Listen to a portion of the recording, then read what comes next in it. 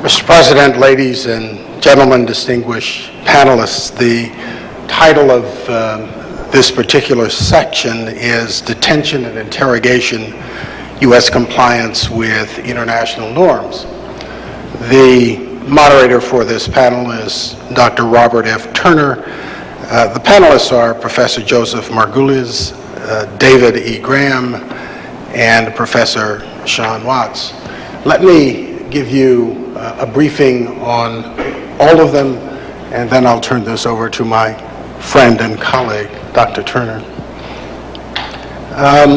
Dr. Robert F. Turner co-founded the Center for National Security Law at the University of Virginia School of Law in 1981 and currently serves as the Associate Director. After 2 Army tours in Vietnam, he was a research associate and public affairs fellow at Stanford's Hoover Institute on War, Revolution, and Peace, and for 5 years served as National Security Advisor to Senator Robert P. Griffin. He also served as Special Assistant to the Undersecretary of Defense for Policy, as counsel to the President's Intelligence Oversight Board, as Acting Assistant Secretary of State for Legislative Affairs, and as the first President of the United States Institute of Peace. Dr. Turner chaired the American Bar Association Standing Committee on Law and National Security for 3 terms and served as editor of the American Bar Association's National Security Law Report for many years. Professor Joseph Margulies, clinical associate professor of law and assistant director of the Roderick MacArthur Justice Center at Northwestern University School of Law. He's authored Guantanamo and the Abuse of Presidential Power, which won both the American Bar Association Civil Gavel Award and the Scribes Award in 2007. He was counsel of record for petitioners in Rasul versus Bush in 2004, involving detentions at Guantanamo Bay, and Munafs versus Guerin, involving detentions at Camp Cropper in Iraq.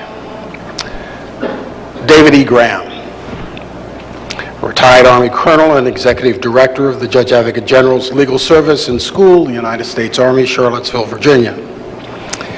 He has an extensive experience in international law and played a seminal role in developing the field of operational law.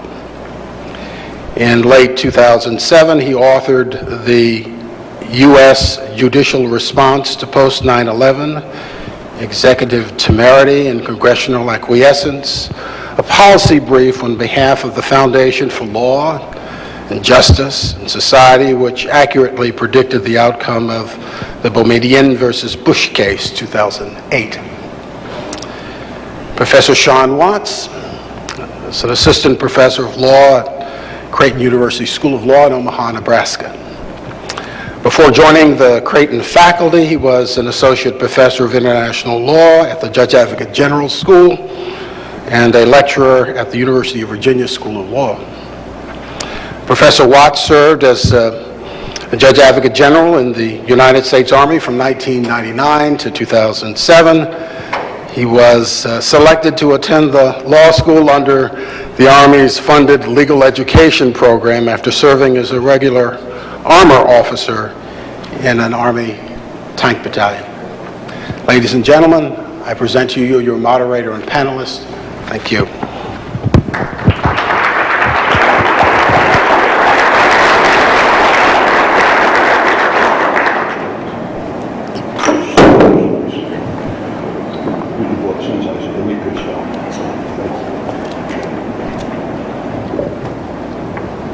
Good afternoon, ladies and gentlemen. It's a pleasure to be here. This program would not be taking place today were it not for General and Dean Tom Romig, who knows just about everybody involved in this and is held in such high esteem that when he called me and said, "Would you come to the conference?" I said yes before he said when and where.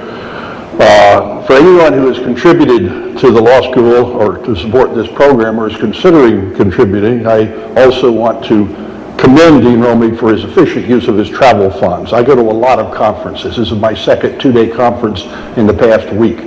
Usually the sponsoring group flies me in and I get up and give a talk, or I sit in a panel and I go back, get in an airplane, sometimes stay overnight in a hotel and go home.